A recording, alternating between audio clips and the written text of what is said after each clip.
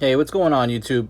Today I wanted to show you the way I think is the only real way to tie a snell knot. I've been watching a lot of YouTube videos and a lot of knot tying apps and tutorials, and everybody seems to tie it the way I have it tied on this hook shank right here.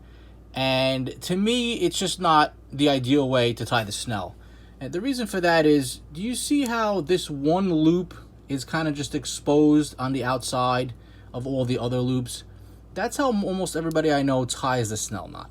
Now, once that little piece of line is compromised, which is very easy to do because it's not protected by all these other loops that are stacked together, once that's compromised by a fish's teeth or just from abrasion and rubbing, that's it. Your knot is done. You know, it's useless. So I'm going to show you a way to tie this knot very easily and not have this piece of line exposed. I'm using Dacron because it's just probably easier for you guys to see as opposed to mono, but I will tie it in mono in a minute. So here's another one of these giant hooks that I usually use for like really big chunks of bunker, or sometimes some shark, if I do, or stingrays if I'm targeting them. But it's just easy to show you on a giant hook. So what you're gonna do is you're gonna take your monofilament or fluorocarbon leader, whatever you prefer. I like to keep my leaders short when I'm chunking bunker, like 6 inches to a foot, maybe 16 inches long. It just helps on the casting.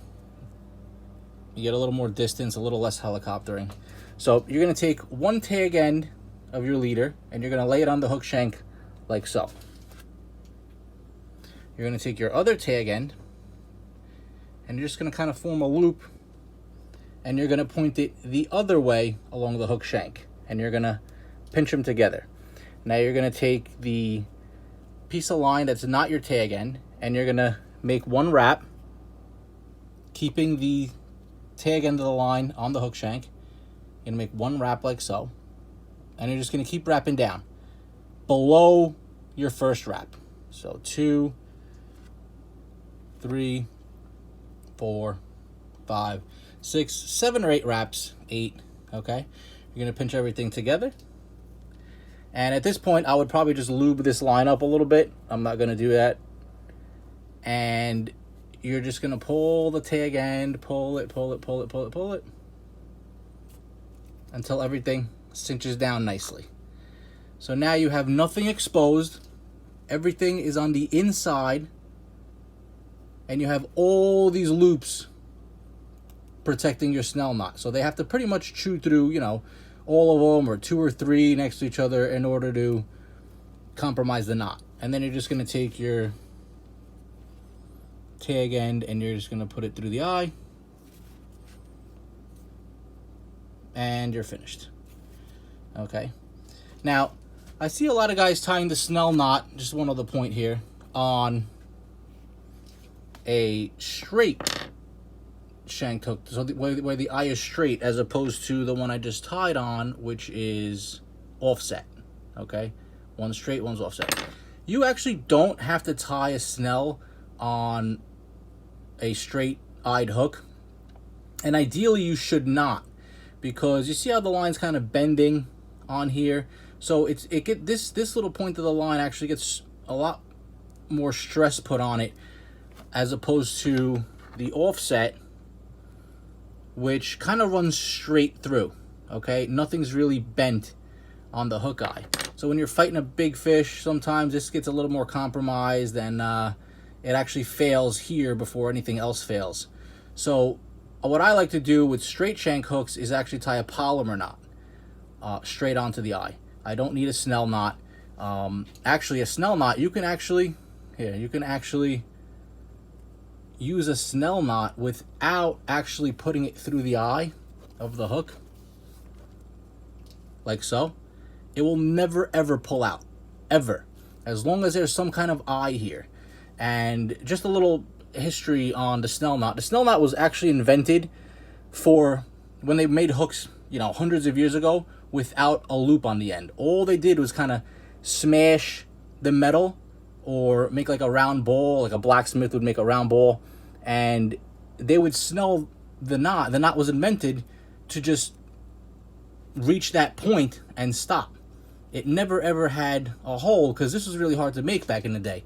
You know, turning a piece of metal or even making a hole in it back in the day with, you know, hand tools, it was really difficult. So this is why it was invented, and it just kind of stayed with us. You really don't need the snell knot on a straight shanked hook. So now we're just going to do this one more time on a piece of, I think this is 60-pound monofilament. All right, it's about 14 inches long.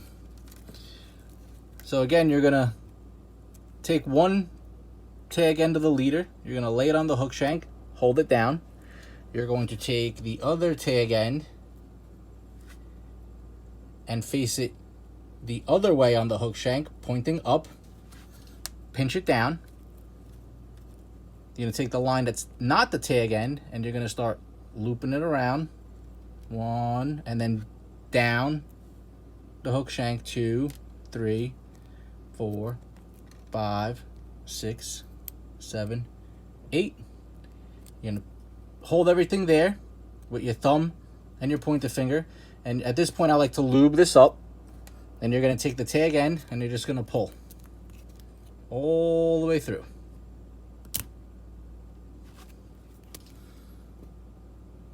That's it. There it is. Your perfect snell. Sometimes I like to just take this little tag end. It actually winds up being a little longer usually, but I just like to take this little tag end, and you can pull that. These are split ring pliers. I probably shouldn't be using these, but and you're gonna pull that and the tag end just to cinch that real good. There it is. Perfect snell knot. No loops exposed. Okay, and then you're just gonna take your line here and put it through the eye. But like I said, if you forget to put that through the eye, no big deal. You're still gonna catch fish and it'll never come out, but it does work a little bit better if you do put it through the hook eye. Okay, and then I just like to trim this little tag end a little bit, nice and short. There we go. There it is.